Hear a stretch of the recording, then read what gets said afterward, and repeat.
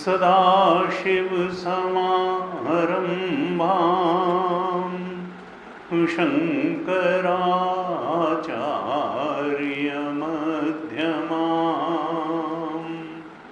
अस्मदाचार्यपर्यन्तां वन्दे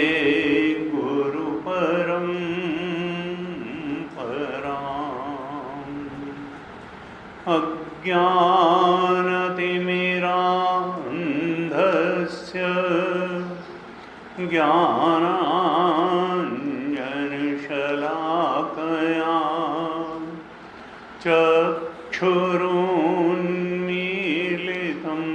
येन तस्मै श्री गुरवे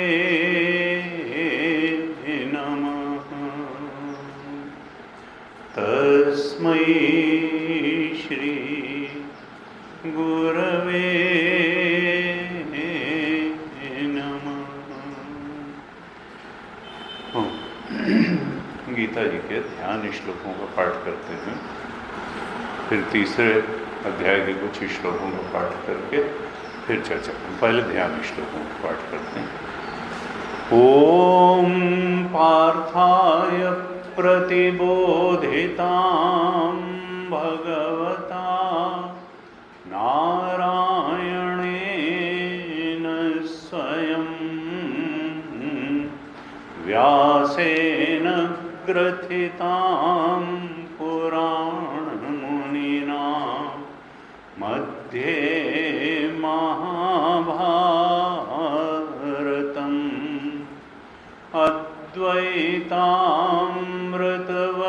अद्वैतामृतवर्षिणीं भगवतीम् अष्टादशाध्यायिनीम् अम्ब त्वामनुसन्दधामि भगवद्गीते भवद्वेषिणीम् नमोऽस्तु ते व्यासविशालबुद्धे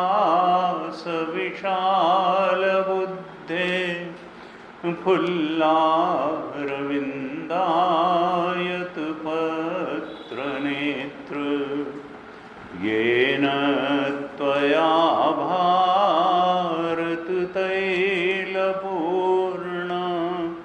प्रज्वालितो ज्ञानमयः प्रदीप प्रपन्नपारिजाताय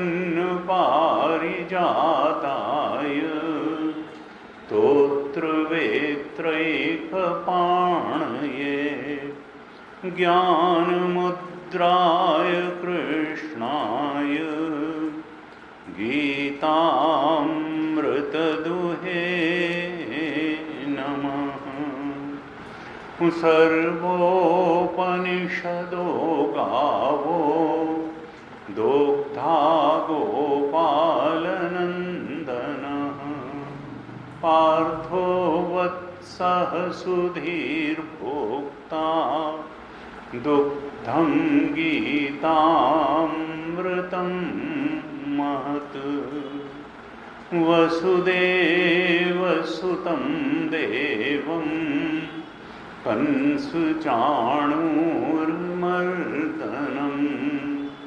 देवकी परमानन्दं कृष्णं वन्दे जगद्गुरुं।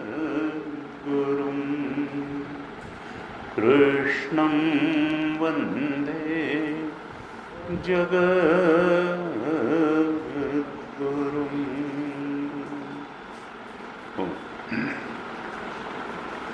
श्रीमद् भगवद गीता के अध्याय 3 के 27वें श्लोक से हम पाठ करेंगे। 27th श्लोक of 3rd chapter Bhagavad Gita.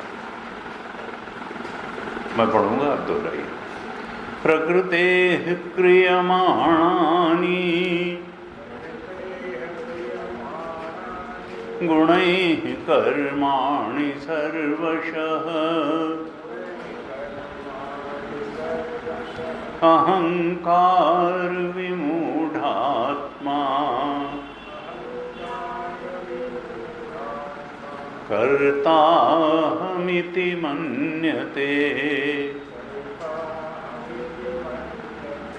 तत्त्ववित्तु महाबाहो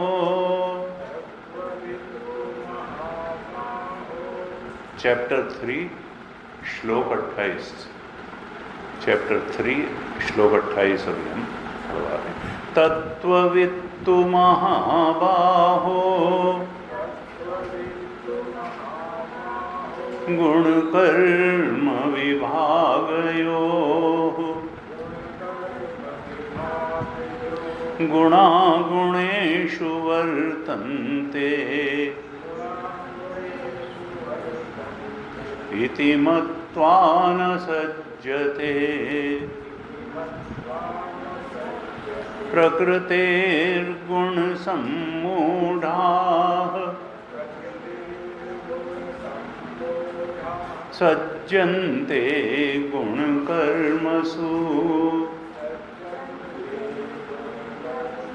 तान् कृत्स्नविदो मन्दान् कृत्स्नविन्न विचालयेत् मयि सर्वाणि कर्माणि सन्न्यस्याध्यात्मचेतसा निराशीर्निर्ममो भूत्वा युध्यस्व विगतज्वरः ये मे मतमिदं नित्यम्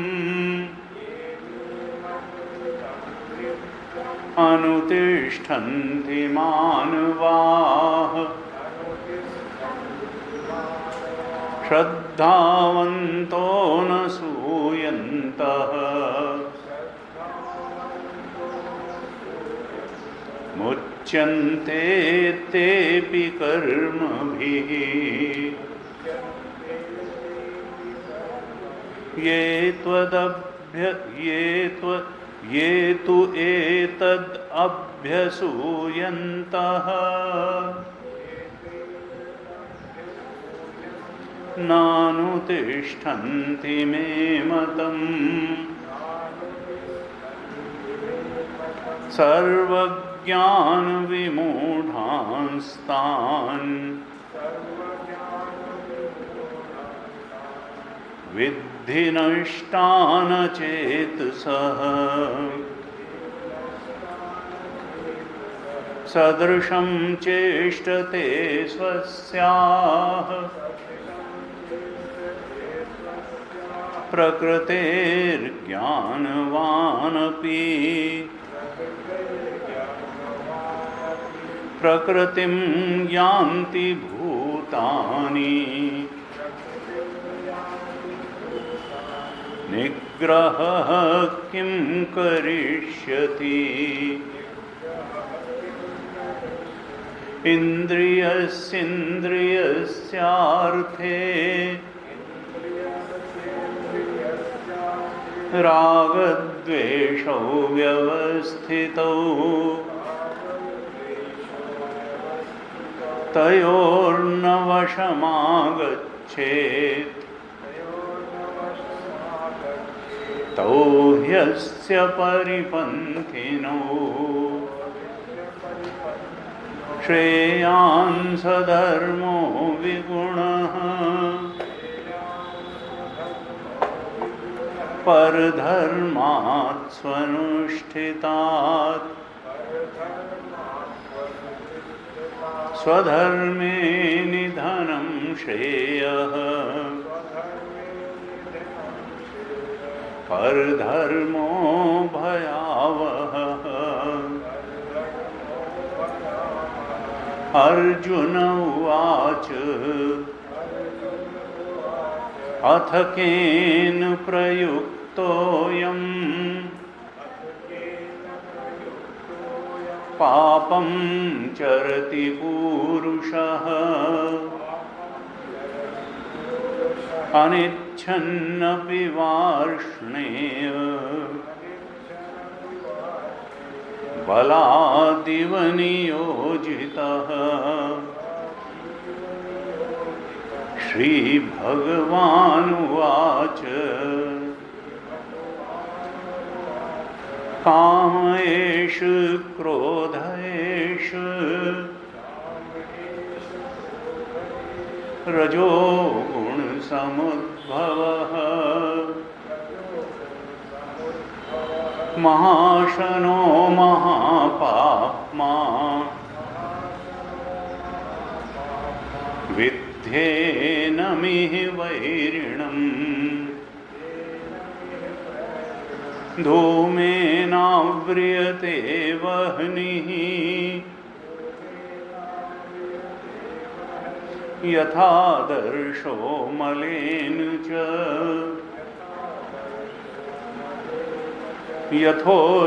यथोल्बेनावृतो गर्भः तथा तेनेदमावृतम्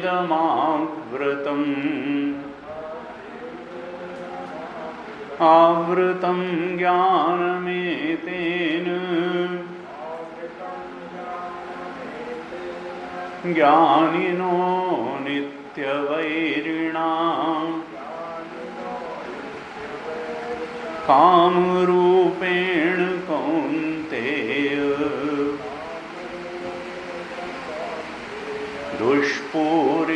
दुष्पूरेणानलेन च इन्द्रियाणि मनोबुद्धिः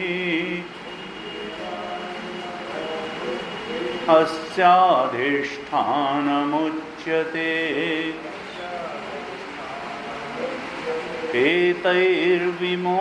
एतैर्विमोहयत्येष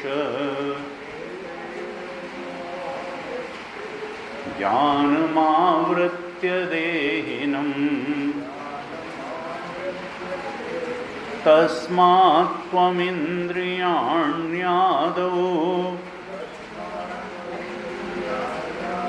नियम्य भरतर्षभ पाप्मानं प्रजह्येनम्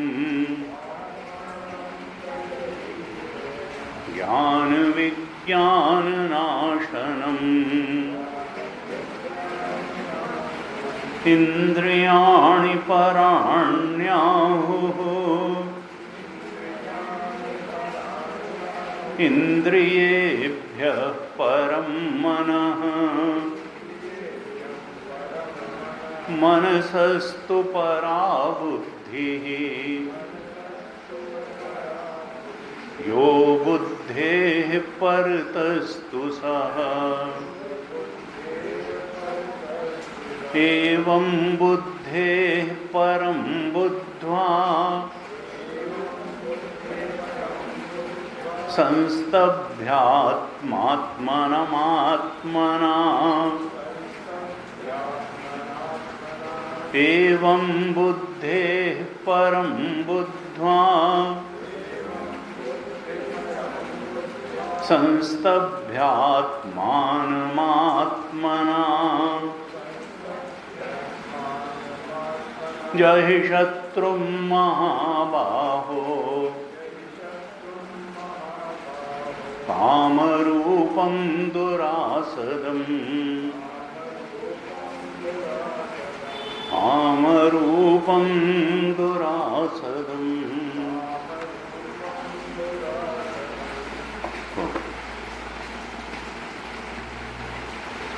श्रीमद् भगवद गीता के चतुर्थ श्लोक पर हम चर्चा कर रहे हैं और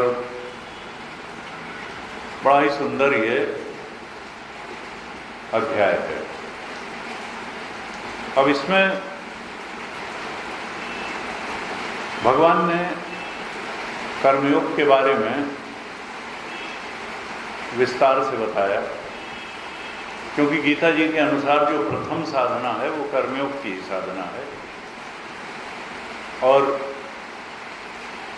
मुख्य रूप से दो ही साधनाएं, कर्मयोग की साधना और ज्ञान योग की साधना।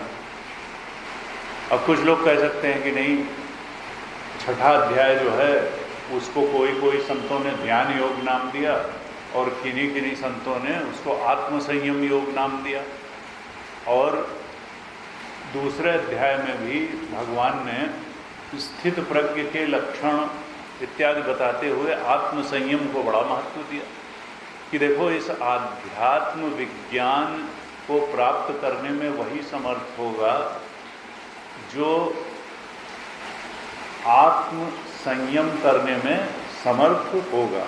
और पूरी गीता में भगवान ने इस बात का प्रतिपादन किया है। विशेष रूप से छठे अध्याय का तो नाम ही आत्मसंयम योग दे दिया, क्योंकि अब लोग कहते हैं नहीं साहब, हमको तो आप बस कुछ बता दीजिए और काम हो जाए।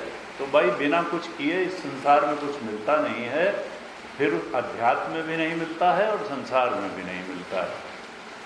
कुछ पकड़ना पड़ेगा और कुछ छोड़ना पड़ेगा। जो आपके लक्ष्य में बाधक बातें हैं उनको छोड़ना पड़ेगा, और जो लक्ष्य में साधक बातें हैं उनको प्रयास पूर्वक संकल्प पूर्वक पकड़ना पड़ेगा। यही सिद्धि पाने का संसार में भी तरीका है और अध्यात्म में भी तरीका है। अब जिसको अपने मन और इंद्रियों पर नियंत्रण नहीं है वो तो इच्छानुसारी ही जीवन जिएगा, वो लक्ष्य के अनुसार जीवन क्यों जिएगा? और लक्ष्यानुसारी अगर जीवन नहीं जिएगा तो फिर उसको लक्ष्य की प्राप्ति भी कैसे होगी? अब संसार के बारे में तो हमको ये बातें खूब समझ में आती हैं, या परिस्थिति और मजबूरी और माता पिता की शिक्षाएं हमको समझाती हैं कि नहीं बेटा 3 साल 4 साल से पढ़ना शुरू करो, तब जाके 22, 23, 24, 25 साल में अच्छे इंजीनियर डॉक्टर बनोगे। उसके बाद भी स्पेशलाइजेशन सुपर स्पेशलाइजेशन करते रहना, और जो जितना कर लेगा वो उतना एक्सेल कर जाएगा। लेकिन अध्यात्म में हमको लगता है कि कोई गुरुजी मिल जाएं जो थोड़ा सा कुछ 2-4 बात बता दें, कहीं स्पर्श कर दें, कहीं कुछ कर दें, और बस हम जो है पूरी तरह से पारंगत हो करके वहाँ से एक बार ध्यान में बैठें, या एक बार हम किसी सन्यासी से सन्यास ग्रहण कर लें और बस उसके बाद में ब्रह्मज्ञानी चले आ रहे हैं। तो उनका ब्रह्मज्ञान इतना सस्ता नहीं है। किसी भी संसारी ज्ञान से उसमें ज़्यादा एकाग्रता चाहिए, ज़्यादा संयम चाहिए, ज़्यादा ईश्वर कृपा चाहिए, अपने आप का प्रयास चाहिए, गुरु कृपा चाहिए, शास्त्र कृपा चाहिए। अब कई बार लोग कहते हैं कि नहीं नहीं बात तो भाई समझ में आती है, अब जो ज्ञानी है वो तो ठीक है, वो तो सब बता देता है कि ऐसे ऐसे ऐसे, तो लेकिन जो ज्ञानी नहीं है वो, हमने तो वही बात तो गीता बता रही है। और नहीं तो भगवान जो है क्या ज्ञानियों के लिए तो थोड़ा गीता बोल रहे हैं, ज्ञानी तो ज्ञानी है ही है, जो ज्ञानी नहीं है उसी को तो ज्ञानी बनाने के लिए ही तो गीता बोली जाती है। नहीं तो फिर भगवान ने ये चकल्लस डाली ही क्यों? अरे भाई जब जो है सब एक परमात्मा ही था तो उसने माया क्यों उत्पन्न की, और फिर जीव क्यों सब अपना बढ़िया रहता, सच्चिदानंद स्वरूप में सब रहते, और ये क्यों चकल्लस उसने डाली? यानी भगवान से बड़ा बदतमीज आदमी तो कोई है ही नहीं मजाक करने वाला, जिसने हमको माया के फेर में उलझा दिया। हमने कहा अगर भगवान कहे हम सारी माया समेट लेते हैं तो तुम लोग अभी भगवान के खिलाफ प्रदर्शन शुरू कर दोगे कि हमको संसार चाहिए, हमको संसार के भोग चाहिए, हमको वासनाएं चाहिए, हमें इच्छाएं चाहिए, हमें शरीर चाहिए, हमें संसार के भोगों को भोगना चाहिए, हमको बार बार जन्मना और मरना चाहिए, ये मत समेटो। भगवान को कुछ नहीं पड़ी थी संसार बनाने की या शरीर देने की, ये तो हमारी वजह से भगवान की माया शक्ति ने संसार को रचा, और पता नहीं रचा भी कि नहीं रचा, हमारी दृष्टि में दिखाई दे रहा है, क्योंकि जो भी ज्ञानी हुए उन्होंने तो कहा कि ये शरीर और ये मन और ये इच्छाएं और ये इंद्रियां और ये संसार के भोग पदार्थ ये सर्प स्थानीय है, रज्जु स्थानीय तो आत्मा है। ये बिना हुए ही तुम परेशान पड़े हो, बिना हुई चीज़ों के लिए परेशान पड़े हो, बिना हुई चीज़ों के कारण परेशान पड़े हो, लेकिन तुमने इन परेशानियों को इतनी जोर से अपने गले से लगा रखा है कि तुम उनको छोड़ने को तैयार ही नहीं हो। फिर दोष कभी पड़ोसी को देते हो, कभी समाज को देते हो, कभी व्यवस्था को देते हो और कभी परमात्मा को देते हो। जीव और ईश्वर में अंतर क्या है? राम गीता में तुलसीदास जी ने कहा कि माया ईस न आप कहूं जान कहिए सो जीव, और बंध मोक्ष प्रद सर्व पर माया प्रेरक शिव शिव शिव यानी ईश्वर। शिव और जीव में अंतर क्या है? वहां राम जी लक्ष्मण जी को समझाते हुए जीव और ईश्वर का अंतर कहते हैं, ईश्वर स्वयं जीव और ईश्वर का अंतर समझा रहा है। कहा माया ईस न आप कहूं जान, यानी केवल ज्ञान और अज्ञान का अंतर है।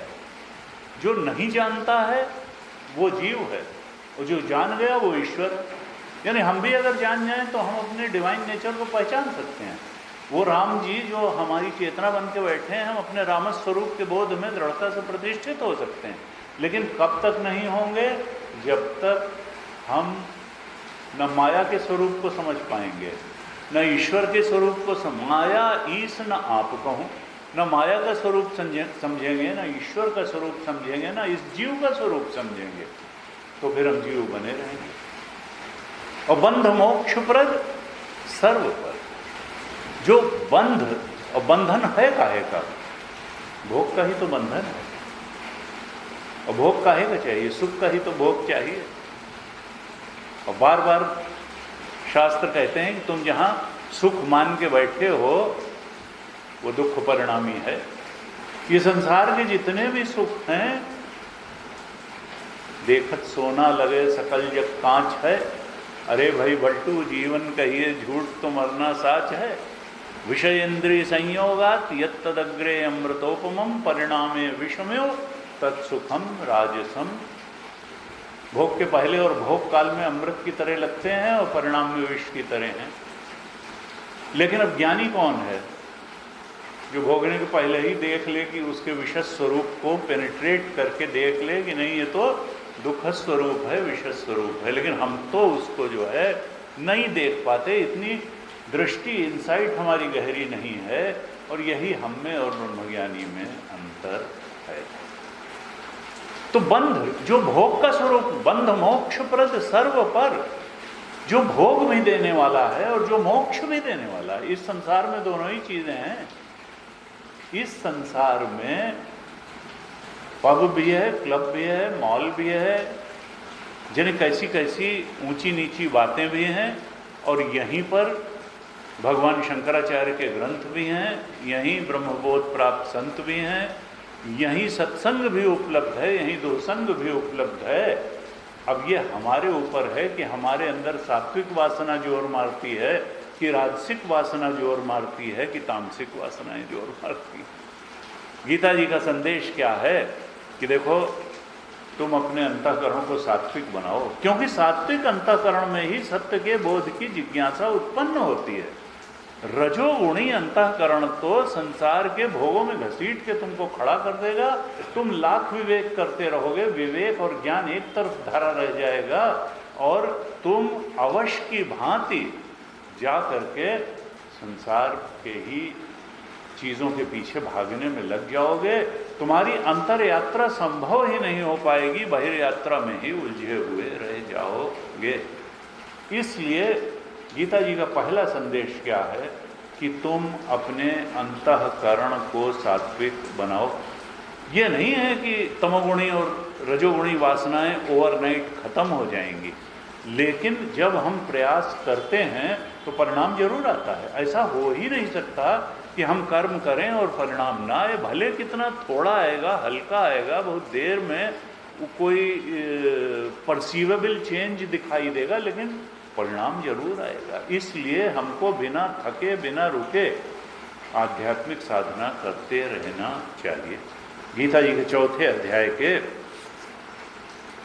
अंतिम में भगवान ने कहा कि प्रयत्नाद्यतमानस्तु योगी, छठे अध्याय में कहा, छठे अध्याय के अंत में, छठे अध्याय के 45वें श्लोक में भगवान ने कहा, प्रयत्नाद्यतमानस्तु योगी संशुद्ध किल्बिषः अनेक जन्म संसिद्ध ततो याति पराम गतिम्। 6:45 में कहा कि देखो, करते रहो करते रहो करते रहो। Time is an illusion. Time कोई उतनी पक्की चीज नहीं है कि तुमने कहा उसके पहले उसके पहले उसके पहले। ये अज्ञान कब से? अरे अज्ञान कहीं है भी। आज ही किसी से बात हो रही थी, आदमी तो अपने को ही सबसे इंटेलिजेंट मान के समझता है ना। वो शंकराचार्य और भगवान कृष्ण को तो 2 कौड़ी का डिक्लेयर करता है उस समय कि नहीं, वो तो मैं ही सबसे अच्छा समझ पाता हूँ। हमने कहा वहाँ लिखा कि श्रद्धावान लभते ज्ञानम। अगर आपको उस ब्रह्मबोध का ज्ञान चाहिए तो आपको गीता के वचनों में, गीताकार के वचनों में श्रद्धा करनी पड़ेगी। भगवान कृष्ण में भी, उनके वचनों में भी, और नहीं तो संशयात्मा विनश्यति अज्ञश्च अश्रद्धानश्च संशयात्मा। इससे स्पष्ट कुछ बताया जा सकता है कि तुम आध्यात्मिक उन्नति के लिए जैसा भगवान कृष्ण ने गीता में बताया, अब हम करें न करें ये हमारे ऊपर है। एक तो हम जानते नहीं हैं। हमें कहा भाई, हाई स्कूल में पढ़ने वाला या प्राइमरी में पढ़ने वाला यूनिवर्सिटी के प्रोफेसर को अगर गाइड करना शुरू करे तो वो गाइड कर पाएगा। हाँ, उससे गाइड हो करके अगर वो धीरे धीरे धीरे धीरे जैसा वो बता रहा है बढ़ता जाए तो एक दिन वो भी यूनिवर्सिटी प्रोफेसर की स्टेज में, वो भी भगवान कृष्ण की स्टेज में पहुंच जाएगा। लेकिन अज्ञश्च अश्रद्धान, अगर अज्ञानी तो हैं और अश्रद्धालु भी हैं। अज्ञश्च अश्रद्धानश्च संशयात्मा, और संशय भी कर रहे हैं कि भाई भगवान कृष्ण ने बात ठीक कही कि नहीं कही, कि अधूरी कह दी, कि व्यावहारिक कही कि अव्यावहारिक कही। नहीं साहब, हमसे तो नहीं हो पाएगा। भाई तो अब भगवान कृष्ण तुमको भी, तुमसे ज़्यादा जान रहे हैं, संसार के को भी ज़्यादा जान रहे हैं, और सब कुछ को तुमसे ज़्यादा जान रहे हैं। तो हमको फेथ करके चलना पड़ेगा। Faith, devotion, surrender. ये कहते हैं कि देखो, श्रद्धा तो करनी पड़ेगी, भक्ति भी करनी पड़ेगी, और समर्पण भी करना पड़ेगा। बार बार समर्पण की बात आती है। रामचरितमानस भी समर्पण की बात करती है, गीता भी समर्पण की बात, शरणागति की। जो शरणागत नहीं होगा, गुरु को, शास्त्र को और भगवान को उसको कुछ मिलेगा नहीं। जो अपनी इच्छाओं के ही शरणागत बना रहेगा, जो संसार के भोगों को के ही शरणागत बना रहेगा, उसको फिर ये भूल ही जाना चाहिए कि आध्यात्मिक उपलब्धि भी उसकी कुछ है।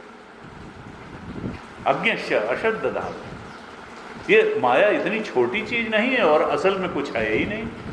जान लो तो माया कुछ है ही नहीं, और नहीं तो नहीं जाना, भगवान की शरण नहीं पकड़ी, तो फिर तो दैवी हेषा गुणमयी मम माया दुरत्या मामे वे प्रपद्यन्ते माया में ताम तरन्ति थे। जो मेरी शरण पकड़ लेते हैं बस वो और वही माया के पार जा पाते हैं। नहीं साहब हम तो बहुत बिजी हैं, इतनी परेशानियां हैं, कभी आर्थिक परेशानी है, कभी शारीरिक परेशानी है, कभी सामाजिक परेशानी है, अब हम कहाँ से जो है भजन के लिए समय निकालें। उनका तो उन्हें वो परेशानियां जो है वो बहुत सुखी होने के लिए गए थे ना, वो सबको तो मोल ले रखी है परेशानी। लेकिन खैर कोई बात नहीं है, भगवान जो है उन्होंने तो आश्वासन दिया कि मैं ही आधार हूँ इस संसार का, तुम्हारा भी आधार मैं हूँ, संसार का भी आधार मैं हूँ। बस ये है कि तुम अपने आप को मुझ में मिटा दो, मेरी चरण शरण पकड़ लो। सच्चिदानंद रूपाय विश्वोत्पत्त्यादि हेतवे तापत्रय विनाशाय श्री कृष्णाय वयम नुमः। ये जो नुमः वाली बात है, असली नमस्कार क्या है कि इस जीवत्व को ईश्वरत्व के चरणों में मिटा देना, यही असली नमस्कार है। वो न हो तो कम से कम इच्छाओं को तो उसके चरणों में कम तो करते चले जाएं। इच्छा परायण जीवन जीने के बजाय प्रभु परायण जीवन तो जीना शुरू करें। हम बजाय इच्छाओं के और भोग पदार्थों के नौकर और गुलाम बन के जीने के बजाय भगवान के गुलाम बन करके जिए। ईश्वराय भृत्यवत करोमि, ईश्वर के नौकर बन करके जीवन जिए। और भगवान कहते हैं कि ऐसा अगर तुम करोगे, तुम इच्छाओं के नौकर बन करके नहीं, मेरे नौकर बन करके जीवन जियोगे, तो तापत्रय विनाशाय, तीन ही प्रकार के तो दुख जीवन में होते हैं, या शारीरिक दुख है, या मानसिक दुख है, या भौतिक दुख है, या दैवी दुख है। बादल फट गया, भूकंप आ गया, कुछ हो गया, बाढ़ में मकान में, तीन ही प्रकार के ताप हैं और वो पाप के कारण है। मैं पाप भी नष्ट कर दूंगा, मैं ताप भी नष्ट कर दूंगा, तुमको मुक्ति दे दूंगा। जब यही सात्विक चित्त होगा, तापत्रय विनाश वाला जब चित्त होगा, तो वही तो सात्विक चित्त होगा। वो तुम्हें भटकाएगा नहीं, उसमें सहज जिज्ञासा होगी, भजन सहज स्फुरित हो जाएगा, सहज आत्मचिंतन, ओंकार स्वरूप का चिंतन जागृत होगा, वासनाओं की जकड़ और पकड़ ढीली पड़ती चली जाएगी और भजन बढ़ता चला जाएगा, परमात्मा स्वरूप का चिंतन बढ़ता चला जाएगा। और चिंतन दृढ़ होते होते होते होते एक दिन ओंकार स्वरूप के, सच्चिदानंद स्वरूप के बोध में तुम दृढ़ता से और हमेशा के लिए प्रतिष्ठित हो जाओगे। यही तो मुक्ति है। मुक्तिर्हित्वा अन्यथा रूपम स्वरूपेण व्यवस्थिति। ये अन्यथा रूप जो तुमने लाद रखे हैं कि नहीं मैं कारण शरीर हूँ, मैं इच्छाएं वासनाएं हूँ, मैं तो मन बुद्धि अहंकार हूँ, मैं तो इंद्रियां हूँ, मैं तो फिजिकल बॉडी हूँ, मेरे तो इतने इतने सोशल अचीवमेंट हैं, इतनी गाड़ी, इतना मकान, ऐसा पद है, ये सब अन्यथा रूप हैं। तुम जान लोगे कि इनकी कीमत कितनी, इनकी हैसियत कितनी, और जिसकी वास्तव में कीमत है आत्मा के ब्रह्म स्वरूप के, वो हो जाएगा। कबीर ने कहा, भगवान शंकराचार्य ने ब्रह्मसूत्र भाष्य में लिखा कि देखो, दूल्हे को मार करके बारात नहीं सजाई जाती है, और हम लोग यही कर रहे हैं। हम लोग दूल्हे को मार के बारात सजाए बैठे हैं। दूल्हे हैं आत्मदेव, दूल्हा है हमारा ब्रह्म स्वरूप, उसको तो पीछे किए हुए हैं। और संसार की बारात सजी है, वासनाओं की बारात सजी है, इच्छाओं की बारात सजी है, भोग पदार्थों की बारात सजी है, दूल्हे का पता ही नहीं। भगवान शंकराचार्य ने कहा दूल्हे को मार के बारात नहीं। और यही नहीं, अपनी बातों को जस्टिफाई करने के लिए वेद भी उद्धृत कर देते हैं। तथा कथित संत वेद के जने कितने कितने कर्मकांड के वचन ले आते हैं, कितने कितने उपासना कांड के ले आते हैं। और गुरु जी कहते थे कि देखो दूल्हा कौन है, वेद वाक्यों में दूल्हा कौन है, उसका सेंट्रल आइडिया कौन है। कहा तत्त्वम असि, तत्त्वमसि, वह तुम हो, वो एकमात्र सत्य तुम हो। जो तुम्हारा सत्य है शुद्ध चेतन, वही परमात्मा का सत्य है शुद्ध चेतन, वही संसार का अधिष्ठान है शुद्ध चेतन। तत्व तो एक ही है, तत्व दो और तीन और अनेक नहीं है। मृत्योः समृत्युम गच्छति या इह नाना एव पश्यति। जो यहाँ नानात्व ही देखता है, इच्छाओं का नानात्व, वासनाओं का नानात्व, इंद्रियों शरीरों का नानात्व, भोग पदार्थों का नानात्व, वो अभी मृत्यु से मृत्यु में ही प्राप्त यात्रा करता रहेगा, क्योंकि वो तत्वमसि के शुद्ध अर्थ के बोध में प्रतिष्ठित नहीं हो पाया, क्योंकि उसने गीता के दिखाए रास्ते पर चलना स्वीकार नहीं किया, उपनिषद के रास्ते चलना स्वीकार नहीं किया। और उपनिषद ने कहा नान्यः पंथा विद्यते न ऋते ज्ञानात् न मुक्ति। इस तत्वमसि के गूढ़ार्थ के ज्ञान के बिना मुक्ति का और कोई रास्ता नहीं है। जब तक उस आत्मदेव रूपी दूल्हे को उसका सही स्थान नहीं दिया जाएगा, तब तक बारात से काम नहीं चलने वाला है। कबीर ने कहा, और ये जीव जो है ये बिना दूल्हे के कि बारात सजाए बैठा है, ये जीव जैसे दुल्हन है, दुल्हन है, बारात है, दूल्हा गायब है। कबीर ने कहा देखा देखी कहे सुने की है नहीं, और देखा देखी बात, और दूल्हा दुल्हन मिल गए और फीकी परी बारात। कहे सुने की बात नहीं कर रहा हूं, मेरा ये जीवात्मा परमात्मा से मिल चुका है और एकत्व को प्राप्त कर चुका है। कही सुनी बात नहीं करता हूं, देखा देखी बात, अनुभूति की बात कह रहा हूं। ये जो वासनाओं की बारात है, ये तब तक बहुत प्रिय लगती रहेगी, बड़ा धूमधाम ढमढम होता रहेगा, संसार के भोग पदार्थों की बारात लगी रहेगी, जब तक ये जीव रूपी दुल्हन अपने ब्रह्म स्वरूप रूपी दूल्हे से मिलके एक नहीं हो जाएगी। कहा सुनी की है नहीं, देखा देखी बात, दूल्हा दुल्हन मिल गए फीकी पड़ी। ये बारात फीकी पड़ ही जानी चाहिए और पड़ ही जाएगी, लेकिन ये तब तक फीकी नहीं पड़ेगी, ये बहुत लुभावनी आकर्षक और लगती रहेगी जब तक जीव ब्रह्म से मिलेगा नहीं, जीव अपने ब्रह्म स्वरूप के बोध को जानेगा नहीं। तो गीता जी क्या कह रही हैं, ये चौथा अध्याय क्या कह रहा है कि उस साधना का पहला चरण क्या है कि तुम ईश्वर के नौकर बन के जियो, यही कर्मयोग है। इस अध्याय का प्राण श्लोक जो 30वां श्लोक है, हम जिस पे चर्चा कर भी चुके हैं, 30वें श्लोक में भगवान ने क्या कहा कि मयि सर्वाणि कर्माणि सन्यस्य अध्यात्म चेतसा। मयि सर्वाणि कर्माणि, मुझको समर्पित करके तुम अपने सारे कर्म करो। आध्यात्मिक साधना कोई फॉर्मेलिटी नहीं है।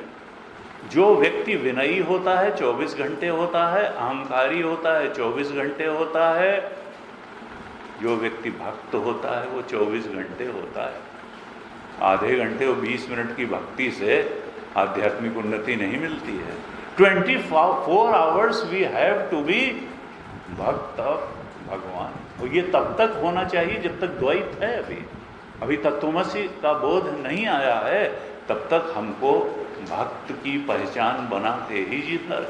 बाहर के लोग कहेंगे कि अरे साहब ये तो फलाने हैं, ये रिटायर्ड हैं, ये सर्विंग हैं, ये हैं, वो हैं, मैनेजर हैं, एडवोकेट हैं। ना, हमारी निगाह में हमारी पहचान क्या होनी चाहिए कि हम भगवान के भक्त हैं, अनन्य भक्त हैं, और इस जीव को कोई पहचान रखने का हक नहीं है।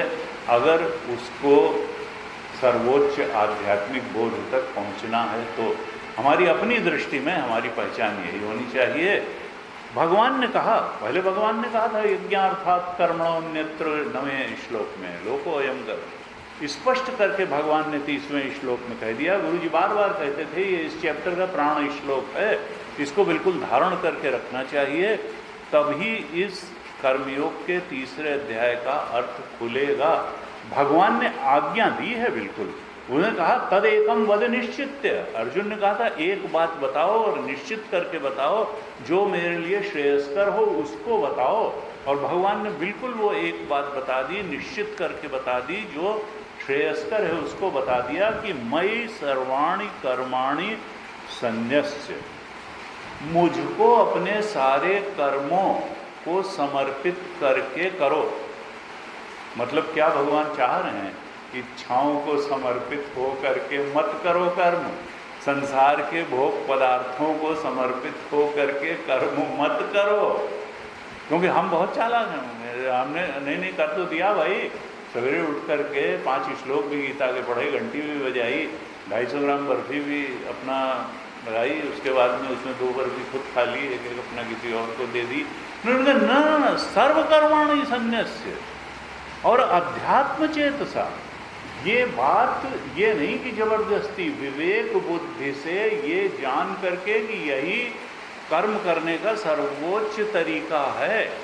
विवेक बुद्धिया, अध्यात्म चेतसा का अर्थ किया भगवान शंकराचार्य ने, विवेक बुद्धिया अहम कर्ता ईश्वराय भृत्यवत करोमि इति अनया बुद्धिया। विवेक बुद्धि से ऐसा निश्चय करके कि मैं ईश्वर के भृत्य अर्थात नौकर बन करके ही सब कर्मों को कर रहा हूँ, यानी कर्ता भाव भी बना हुआ है, अभी अकर्ता भाव में ब्रह्मस्वरूप में प्रवेश नहीं हुआ है, तब की साधना बता रहे हैं भगवान जी। यानी हम जहाँ खड़े हैं वहीं की साधना, अभी ये तत्वमस के बोध की बात नहीं हो रही है, वो तो 17वें अध्याय में बता चुके। 17वें अध्याय नहीं, 17वें श्लोक में भगवान ने वो जो पराकाष्ठा थी वो तो बता दी 17वें और 18वें में कि यस्त्वात्मरतिरेव स्यात् आत्मतृप्तश्च मानवः आत्मन्येव च संतुष्टः तस्य कार्यं न विद्यते। उसके लिए तो कह दिया अब करना शेष ही नहीं है कुछ, जो आत्मरमण को प्राप्त हो गया।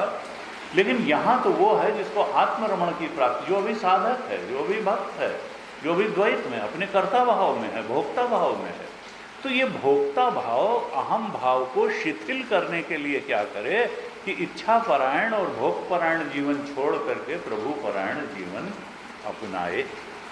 विवेक बुद्धि से ईश्वर का नौकर बन करके सारे कर्म कृष्ण परमात्मा को समर्पित कर करके करे। और निराशी निर्ममो भूत्वा, आशा हमेशा भविष्य में होती है। किस आशा से व्यक्ति कर्म करता है? फल की आशा से, यानी हलाशी बन करके कर्म मत करो। भगवान की भक्ति से जो शांति मिलेगी, प्रसन्नता मिलेगी, चित्त में समता आएगी, विषय निरपेक्ष सुख की अनुभूति होगी, बस वही तुम्हारा प्रसाद होगा, वही तुम्हारा प्रसाद होगा। निराशी फल की आशा से कर्म मत करो। और निर्ममो, वर्तमान में भी कर्मासक्त हो करके मत करो। कई लोग वर्कोलिक हो जाते हैं, थोड़ी देर खाली बैठ गए तो उनको लगता है अरे ये तो ठीक नहीं। तो न तो कर्मासक्त बनो न फलासक्त बनो।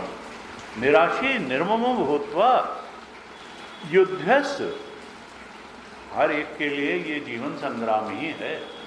जो भी कर्म तुम्हें अपनी आयु के अनुसार, अपने वर्ण के अनुसार, अपने आश्रम के अनुसार, जो भी धर्म पूर्ण कर्म तुम्हारे पास है उसको तुम करो। स्वधर्म का ही पालन करो, परधर्म का पालन करने की जरूरत नहीं। अभी भगवान अपने इस प्रकरण में जो उपदेश का अंतिम श्लोक है 35वां, उसमें बताएंगे कि स्वधर्मे निधनम श्रेयो और परधर्मो भयावह। अपने स्वधर्म करते हुए मर जाना अच्छा है, परधर्म को करने की अपेक्षा। गीता ये नहीं कहती है कि कर्म बदलो, कोई कर्म की लिस्ट नहीं दी है। शबरी झाड़ू लगाती थी तो झाड़ू ही लगाती थी। वशिष्ठ अगर पुरोहित का कर्म करते थे तो वही करते। सुखदेव अगर अवधूत थे तो अवधूत ही थे। जो कर्म राजा जनक अगर प्रशासन का शासन करते थे तो वही करते रहे, कर्म बदलने की जरूरत नहीं है। बस मई सर्वाणी कर्माणि संन्यास, वो कर्म भगवान को समर्पित करने की जरूरत है, फलाशक्ति छोड़ करके कर्म करने की जरूरत है, और कर्माशक्ति भी छोड़ करके कर्म करने की जरूरत है। तो अहम और मम से ऊपर उठता जाएगा। जो वासनाओं का जाल है वो ढीला पड़ता चला जाएगा, इच्छाओं की पकड़ ढीली पड़ेगी वासना। और इसीलिए तो हम आए हैं यहाँ। ये मनुष्य शरीर जो मिला है वो इसीलिए मिला है, वासना क्षय के लिए ही मिला है। वासना जैसे क्षय जैसे होगा, अंतःकरण सात्विक बन जाएगा, क्योंकि वासनाएं ही हमारे और हमारे परमात्मा स्वरूप के बीच में खड़ी हैं। BMI टेबल या ओंकार बीच में भी, फिर BMI PFT होएगी। ये वी ही है सारे जंजाल की जड़, वासनाएं इच्छाएं। तो भगवान ने कहा कि तुम अपना कर्म करो, प्राप्त परिस्थिति में प्राप्त सामर्थ्य के अनुसार कर्म करो, प्राप्त कर्म को ही करो, कर्म बदलने की जरूरत नहीं है। लेकिन शोक संताप से रहित होकर के, विगत ज्वरः, बिल्कुल अर्जुन युद्ध, अर्जुन के लिए देखिए कितना गलत निर्णय ले रहा था कि मैं पलायन कर जाऊंगा युद्ध से। अक्सर हम गलत निर्णय ले लेते हैं क्रूशियल टाइम पे, जो करने की बात है नहीं करते, जो न करने की बात है उसके पलड़े में झूठा तर्क जुटा करके बैठने की कोशिश करते हैं। पहले भी करपात्री जी महाराज कहते थे, देखो सामान्य बात तो यह है कि ज्ञानानुसारी कर्म होता है, जिसका जैसा ज्ञान होता है उसका वैसा कर्म होता है। कोई बहुत अगर रजोगुणी ज्ञान, देखिए ज्ञान में भी 3 तरह के ज्ञान 18वें अध्याय में भगवान ने बताया। सात्विक ज्ञान भी बताया और राजसिक ज्ञान भी बताया और फिर तामसिक ज्ञान भी बताया। सात्विक ज्ञान क्या बताया? 18-20 में कहा, सर्वभूतेषु ये नैकम भावम अव्ययम ईक्षते अविभक्तम विभक्तेषु तज ज्ञानम विद्धि सात्विकम। जब ज्ञानी को एक तत्व दिखाई देता है, अनेकता तो सरफेस पे दिखाई देती है, उस अनेकता के अधिष्ठान के रूप में भावम अव्ययम ईक्षते, एक और एक भाव दिखाई देता है, सच्चिदानंद का भाव, परमात्मा भाव। अविभक्तम विभक्तेषु, ये सारा जो भेद है इसके अधिष्ठान के रूप में एक अभेद वस्तु जब देखता है, जो अधिष्ठान है उसमें भेद नहीं है, शुद्ध चेतन में भेद नहीं है, माया के अध्यास में अनेकता है, भेद है, शरीरों में भेद है, वासनाओं में भेद है, इंद्रियों में भेद है, बुद्धि में भेद है, संसार के भोग पदार्थों में भेद है, आत्मा में भेद नहीं है। आकाश में ही भेद नहीं है तो आत्मा में कहाँ से भेद होगा? वो तो एक अखंड सर्वव्यापक है। उसको जिसने पहचाना, कहा उसका सात्विक ज्ञान है। अविभक्तम विभक्तेषु तज ज्ञानम विद्धि सात्विकम। और जो नानात्व ही देखता है, पृथक्त्वेन तु यज्ञानम नाना भावान पृथक विधान वेत्ति सर्वेषु भूतेषु तज ज्ञानम विद्धि राजसम। जो भेद को ही सत्य मान के बैठ गया है उसका ज्ञान राजसिक ज्ञान है, वो अभी सात्विकता तक नहीं पहुंचेगा। तो भगवान क्या कहना चाहते हैं कि देखो, तुम अंतःकरण में सात्विक कर्ता, सात्विक कर्म, सात्विक ज्ञान, सात्विक धृति, सात्विक सुख, इन सब तक पहुंचने के लिए मुझे समर्पित जीवन जियो।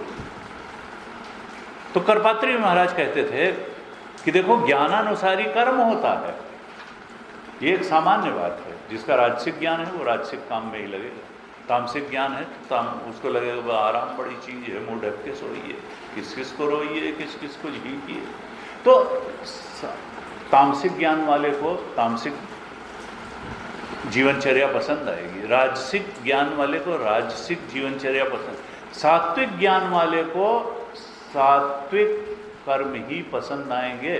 वो स्वाध्याय में, सत्संग में, प्रवचन में, वो चिंतन मनन में, आत्मचिंतन में, ब्रह्मबोध के स्मरण में, संत मिलन में, सत्संग में रुचि लेगा।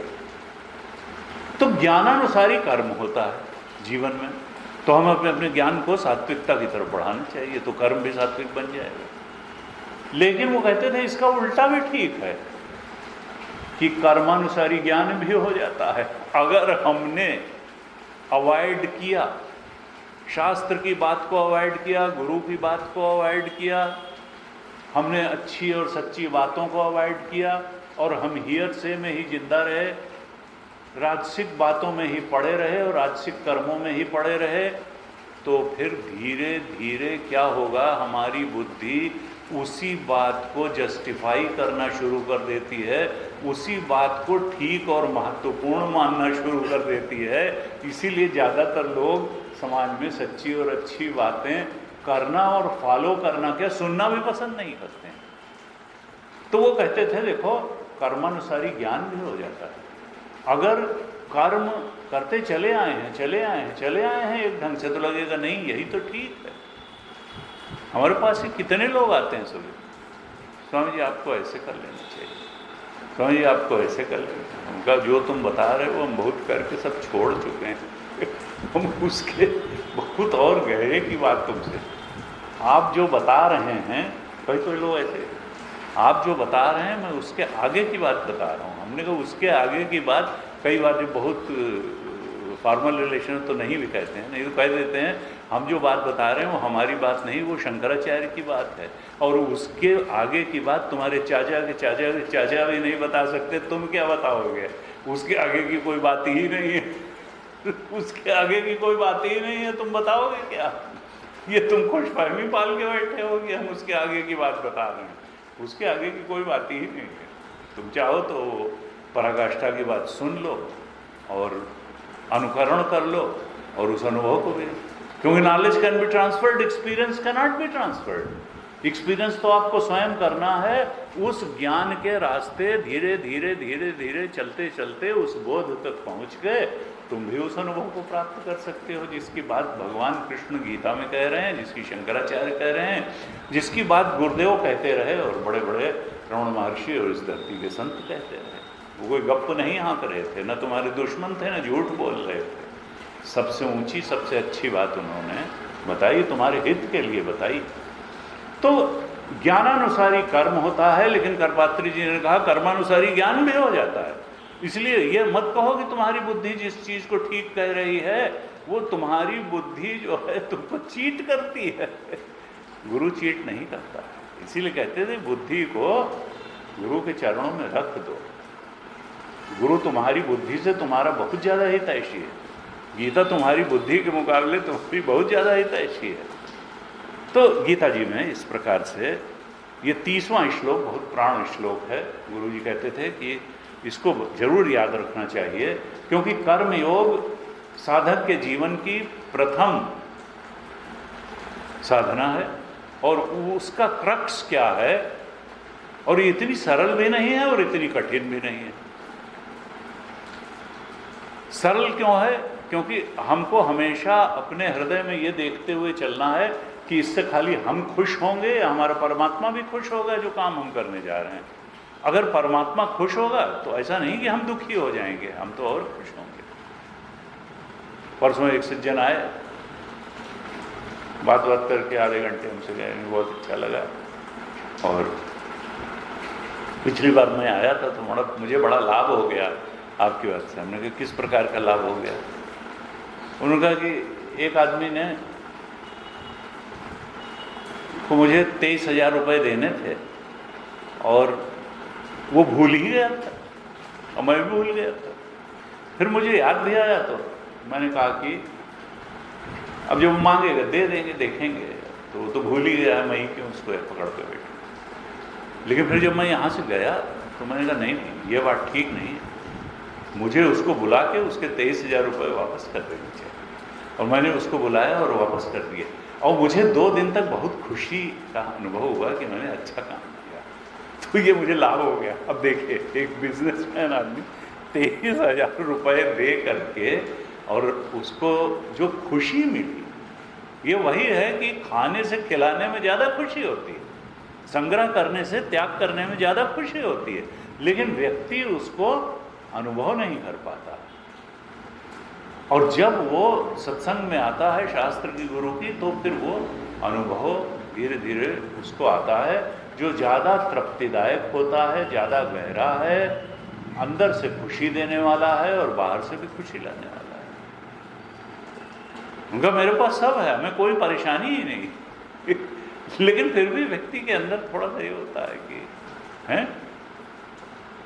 किसी ने मुझसे कहा कि हमारा तो सिद्धांत जीवन भाई खुला है, कम से कम काम और ज़्यादा से ज़्यादा लाभ। फॉर्मल था, बाद में हमने कहा कि भाई देखो, तुमने कभी सोचा कि जीवन में लाभ किसको कहते हैं और हानि किसको कहते हैं? क्या केवल पैसे का ज़्यादा प्राप्त हो जाना लाभ है और पैसे का कम मिलना यही हानि है? कि भाई गीता जी के 6ठे अध्याय में भगवान ने कहा, 6ठे अध्याय में नहीं, 5वें अध्याय में संभवतः कहा, नहीं 6ठे अध्याय में ही कहा। 6ठे अध्याय में क्या कहा? 6ठे अध्याय के 22वें श्लोक में कहा भगवान ने, यम लब्ध्वा चापरम लाभम मन्यते नाधिकम तथा यस्मिन् स्थितो न दुखेन गुरुणापि विचाल्यते। यम लब्ध्वा चापरम लाभम, चापरम लाभ मन्यते न, ये आत्म शांति, ये भगवत परायण जीवन, ये आत्मचिंतन का जीवन, ये तत्वमसी के अर्थ का बोध, इससे बढ़ करके मनुष्य कोई लाभ प्राप्त नहीं कर सकता है। यम लब्ध्वा च अपरम लाभम मन्यते न अधिकम तथा, जिस समय इस बात को निश्चय पूर्वक जान लेता है कि आत्मबोध से बढ़ करके इस सृष्टि में और कोई लाभ की बात है ही नहीं, और यह भी जान लेता है कि उस बोध में स्थित होकर के हिमालय पहाड़ जैसे दुख में भी इतनी क्षमता नहीं कि उसको विचलित कर दे। यस्मिन् स्थितो न दुखे न गुरुणा पे विचार लेते हैं, बड़े से बड़े दुख से भी, यानी दुख की आत्यंतिक निवृत्ति हो जाती है और परमानंद की प्राप्ति हो जाती है। अब इससे परमानंद की प्राप्ति से बड़ा लाभ क्या होगा, और दुख की आत्यंतिक निवृत्ति से ज़्यादा बड़ा जो है दुख का हटना क्या होगा। और भगवान ने इस तीसरे चैप्टर में यही कह दिया कि देखो, जो ईश्वराय भृत्यवत करोमि, जो मेरा नौकर बन करके जीवन जिएगा, इच्छाओं का नौकर बन करके नहीं, भोग पदार्थों का, संसार का नौकर बन करके नहीं, तो तापत्रय विनाशाय सन्मुख हो, यही भगवान के सन्मुख होना है। सन्मुख होए जीव मोहि जब वहीं, जन्म कोटि अविनाशय तब वहीं। पाप नष्ट हो जाएं, पाप के फलस्वरूप होने वाले ताप नष्ट हो जाएं, तो यस्मिन् स्थितो न दुखे न गुरुणापि, फिर क्या है? शरीर तो सूखे पत्ते की तरह प्रारब्ध समाप्त होते ही झर ही जाएगा, ये कोई खास बात नहीं है। सवाल यह है जितने दिन तक जिंदा रहें, भगवत स्मरण में जिंदा रहें, भगवत बोध में जिंदा रहें, आत्मबोध में जिंदा रहें, वही तो सबसे बड़ा लाभ है। जाना यही जीवन मुक्ति है और यही विदेह मुक्ति भी है, क्योंकि वो सुख जीवन पर्यंत ही नहीं रहेगा, वो शरीर छूटने के बाद भी रहेगा, वो तो शाश्वत सुख है। क्योंकि हम तो मरते नहीं, शरीर ही तो मरता है, और ज्ञानी का तो अंतःकरण ज्ञान होते ही मर जाता है।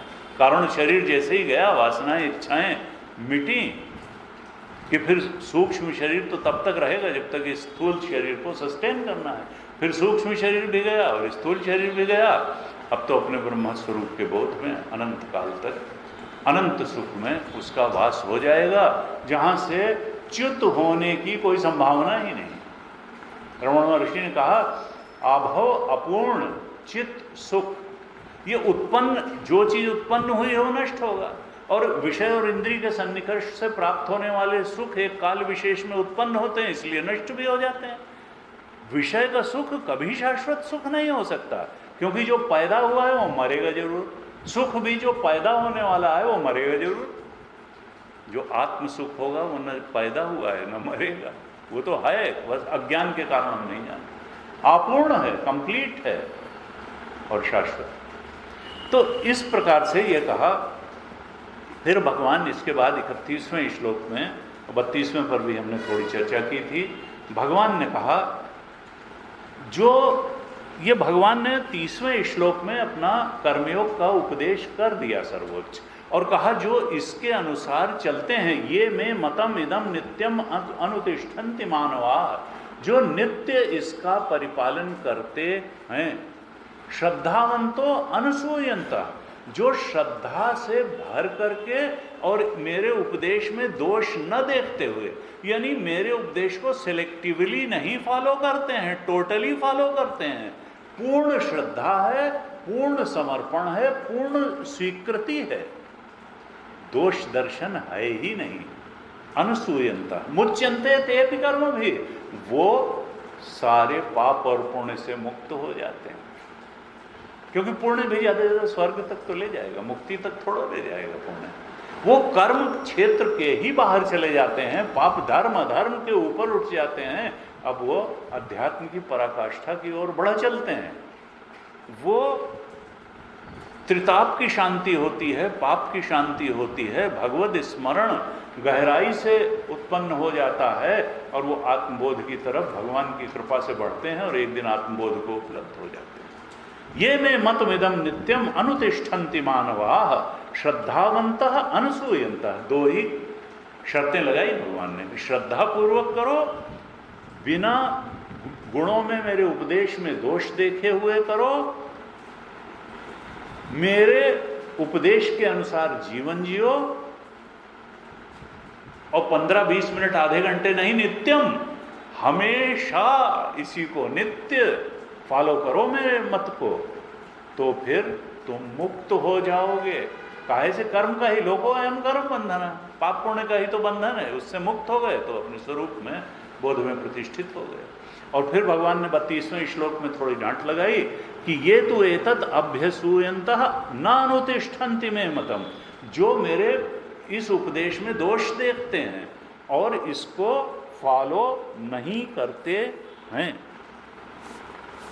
न अनुतिष्ठन्ति मे मतम, न तो सर्वज्ञान विमूढ़ांस्तान, वो तो उनका सारा का सारा ज्ञान जैसे उनको कोई ज्ञान ही नहीं, वो मूढ़ हैं। मूढ़ का मतलब क्या है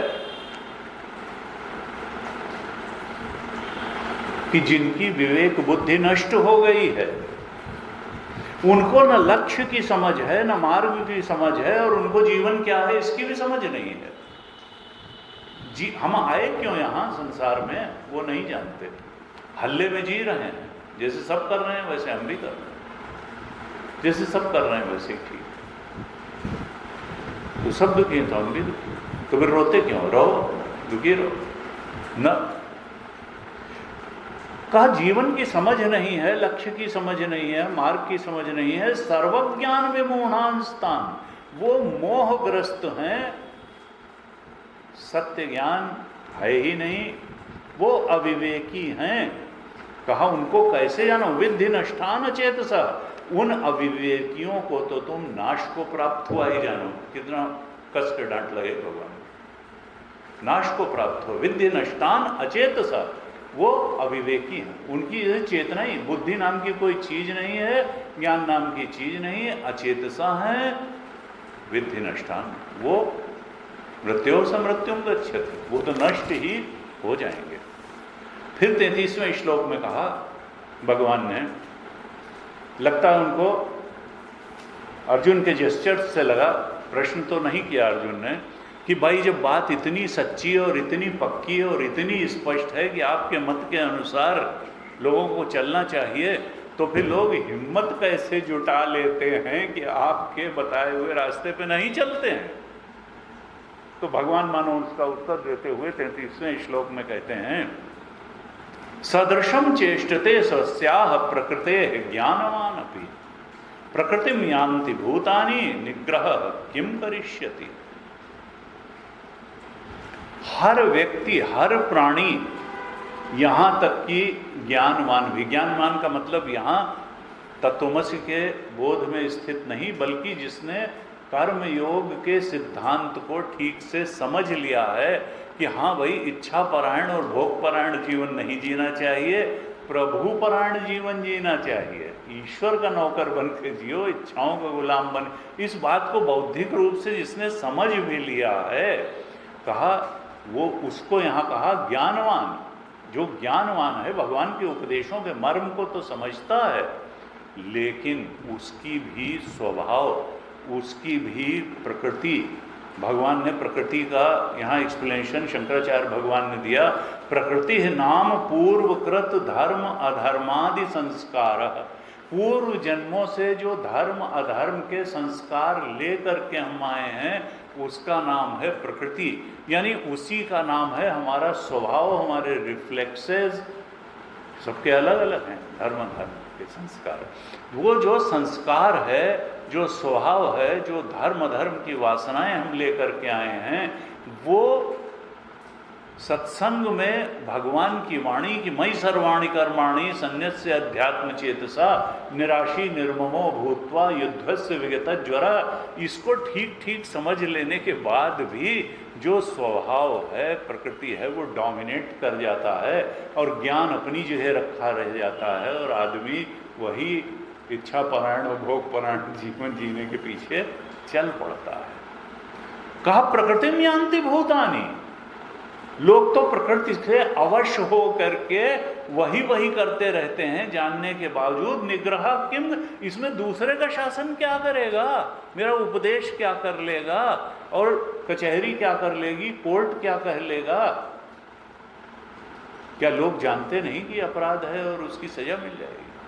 कितने जो है टीवी में दिखाते हैं कि उसने कहा कि भाई दबाव था, उसने कहा कि अरे कहाँ इतना चक्कर पड़े हो, ये लो 2 पैकेट जो है हीरोइन के ले लो और उसको अर्जेंटीना या पेरू से जो है फ्रांस पहुंचा देना, और बस इतना पैसा वहाँ तुमको मिल जाएगा। एक बार पहुंचाया, पकड़े भी नहीं गए, दूसरी बार और तीसरी बार ज़्यादा ले चले तो पकड़ गए, अब लो 10 साल की जेल।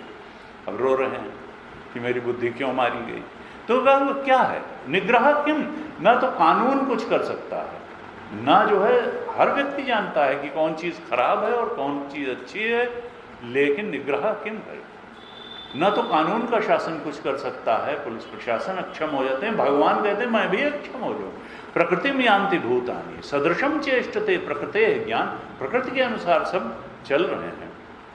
तो अब हमने चर्चा करी, तो फिर क्या करें, उपदेश क्यों किया जा रहा है जब सब कुछ अपने का नहीं? भगवान को हतोत्साहित करने के लिए नहीं कर रहे हैं, प्रोत्साहित करने के लिए ही कर रहे हैं कि देखो हल्के में मत लेना, हल्के में अगर लोगे तो कर नहीं पाओगे मयि सर्वाणि कर्माणि, क्योंकि प्रकृति और धर्म अधर्म के जो पूर्व जन्मों के संस्कार हैं बहुत प्रभावी होते हैं और धकेल करके तुमको अपने रास्ते चला देंगे, ज्ञान अपनी जगह रखा रह जाएगा। लेकिन nobody is a lost case. और उसका उल्टा प्रेरित करने के लिए फिर 34वें श्लोक में भगवान क्या कहते हैं कि इंद्रियस्य इंद्रियस्यार्थे राग द्वेषो व्यवस्थितो। ये बात तय है कि हर इंद्रिय का अपने विषय में एक राग भी होता है और एक द्वेष भी होता है। इस जिह्वा की जो पसंद है वो है, साउथ इंडिया वाले को तुम लाख जो है यहाँ जो है पुदीना पराठा और लच्छा पराठा और बटर चिकन और फलाने क्या क्या जो है खिला दोगे, वो कहेगा भाई अब डोसा और इडली, भाई वही लाओ तब जो है खिलेंगी। अरे कुछ नहीं तो कर्ड राइस ही खिला देते, कुछ तो खिलाते। ये सब क्या बेकार की चीज़ें तुमने रख दिया पकवान के नाम पे। तो हर जीव का स्वाद अलग अलग है। वो जो बचपन से खाया हुआ रखा हुआ वही जो है। गुरु एक हमारे साथ लड़का पड़ता, उसने कहा कि वो आई मछुआरने और उनको बड़े अच्छे जगह जो है आतिथ्य में पूरा सेंटमेंट डाल करके बढ़िया गद्दे पे सुलाया, उनको नींद ही नहीं आई। 2 बज गया, जागती रही। तब किसी ने कहा वो जो मछली वाला इनका झाबा है वो ला के इनके मुंह के ऊपर रख दो। जब वो रखा गया तब वो ठीक से सो गई, क्योंकि उनको तो वो मछली की गंध जो है वही सबसे बड़ी गंध थी उनके लिए अच्छी। तो हर नाक का अपना, गंध का अपना प्रेफरेंस है, टच का अपना प्रेफरेंस है, स्वाद का अपना प्रेफरेंस है, रूप का अपना प्रेफरेंस है। इंद्रियस्य अर्थे रागद्वेषो, हर इंद्रिय का अपने विषय में, किसी विषय में राग होता है और किसी विषय में द्वेष होता है। कोई कहेगा ये नहीं, वो पोल से पार्ट होता है, किसी का एकदम इसमें है, किसी का उसमें। कहा लेकिन न राग ठीक है न द्वेष ठीक है, यही तो वासना है, राग और द्वेष की ही तो वासना है। तो भगवान ये बता रहे हैं, वैसे तो निग्रह किम करिष्येत् प्रकृति में यान्ति भूतानि, प्रकृति ही डोमिनेट कर लेती है। लेकिन अगर हम भगवान के इस आदेश का जो 34वें श्लोक में उन्होंने दिया उसका जीवन में धीरे धीरे पालन करना शुरू करें तो ये प्रकृति बदल भी जाती है। सठ सुधरहि सत्संगति पाई, पारस परस कुधात सुहाई। तुलसीदास जी ने कहा कि वैसे तो ठीक है कि मिटई न कठिन स्वभाव अभंगु, खलौ करहि पल भल पाई सुसंगु, और मिटई न मलिन स्वभाव अभंगु। भाई हो सकता है कि कोई अच्छी बात, जो दुष्ट व्यक्ति है वो भी थोड़ा दिखावटी बने में अच्छा, लेकिन जैसे ही उसको अपनी कंपनी मिलेगी वो दुष्टता पर उतर आएगा। लेकिन ऐसा नहीं है कि स्वभाव बदलता नहीं है। अगर लगातार सत्संग मिलता रहे, अच्छी कंपनी मिलती रहे, तो सठ सुधरहि सत्संगति पाई। जो दुष्ट व्यक्ति है वो भी सुधर, जैसे पारस परस कुधात, लोहे जैसी कुधात जो है जिसमें जंग भी लग जाती है, वो भी पारस का स्पर्श पा करके सोना बन जाती है। ऐसे ही सत्संग से दुष्ट जो है भक्त बन जाता है। कितने कितने रत्नाकर जो है, रत्नाकर डाकू वाल्मीकि बन गए। पोल से पार्ट चेंज होता है।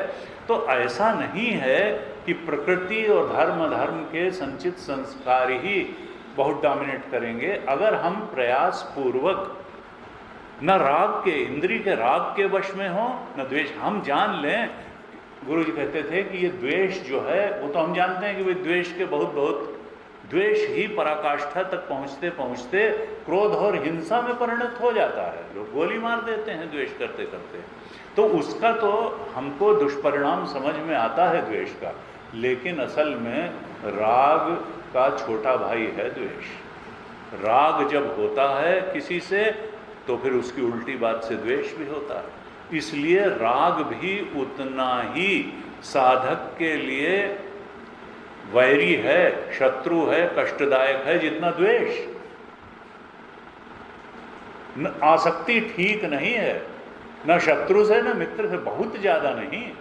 ठीक है, हमको अच्छे लोगों का सत्संग चाहिए, लेकिन कहा देखो हमको साधारण रूप से जो द्वेष है वो तो लगता है कि हमारी साधना में विघ्न करने वाला है, लेकिन जो बहुत ज़्यादा राग के भी वश में होता है वो उस राग के कारण, राग की पूर्ति के लिए पहले तो धर्म का रास्ता अपनाता है, फिर अधर्म का रास्ता भी अपना लेता है। भाई हमारा लड़का है तो पहले तो सीधे रास्ते से बढ़ा जाए, न बढ़ता हो तो थोड़ा बहुत गलत से भी बढ़ा दें तो कोई बात नहीं है।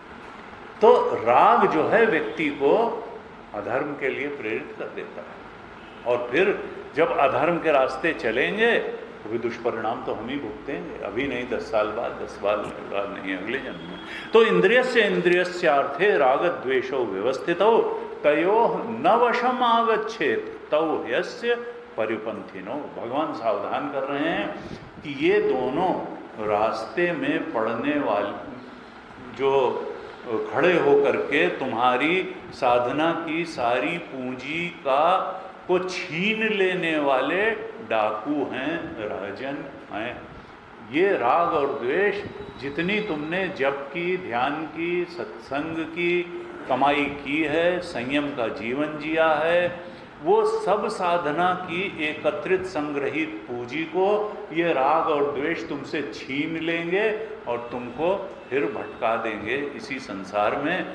इसलिए साधक को बहुत सतर्क रहना चाहिए कि वो इन इंद्रियों के विषयों के जो राग और द्वेष हैं उनके वशीभूत न हो।